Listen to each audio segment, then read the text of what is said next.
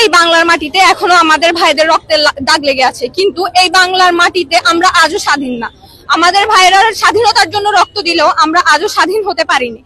আমরা যদি স্বাধীন হতে পারতাম তাহলে একটা 8 বছরের বাচ্চা যে কিনা এখনো নারী হয়ে ওঠেনি তাকে আজ বাংলার মাটিতে ধর্ষণের শিকার হতে হতো না। আমি প্রশাসনের উদ্দেশ্যে বলতে চাই, আপনারা যদি ধর্ষকদের বিচার করতে না পারেন তাহলে আপনারা আপনাদের গদি ছেড়ে দেন।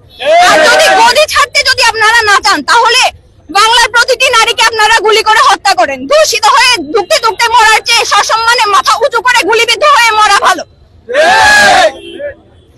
আর আপনারা যদি বিচার করতে না পারেন তাহলে ছাত্র জনতার হাতে বিচারের দায়ভার তুলে দেন। আপনারা রাষ্ট্রীয় আইন প্রয়োগ করতে না পারলেও বাংলা ছাত্র জনতা ধর্মীয় আইন ঠিকই প্রয়োগ করতে পারবে। আমরা স্বৈরাচারের গুলির সামনে দাঁড়াতে পেরেছি।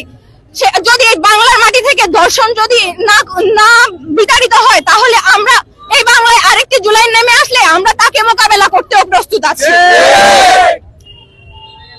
যদি ধর্ষণ না কমে তাহলে বাংলার প্রতিটা নারী নুসাইবা হয়ে উঠবে।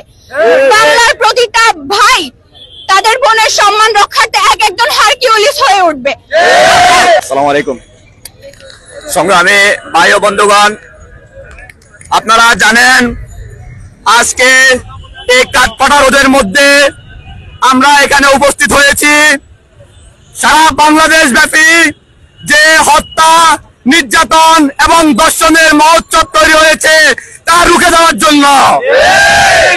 আপনারা জানেন এই বাংলাদেশে গত 15 বছর যাবৎ যে স্বৈরাচার শেখ হাসিনার সরকার ছিল তখনও যে পরিমাণ দর্শন হতো এখনো সেম ভাবে বাড়াবাড়ি দর্শন হয়ে যাচ্ছে। আপনারা দেখেছেন 2018 সালে নোয়াখালীর সুবর্ণচরে ভোটাধিকার প্রয়োগ করতে গিয়ে যে আমাদের বোন দর্শনের শিকার হয়েছে, আজ পর্যন্ত সে দর্শনের কোনো বিচার হয় নাই। সে ছাড়াও তনু থেকে শুরু করে বাংলাদেশের যতগুলো নারী দর্শিত হয়েছে একটা দর্শনের এখন পর্যন্ত কার্যকরী বিচার আমরা দেখি নাই।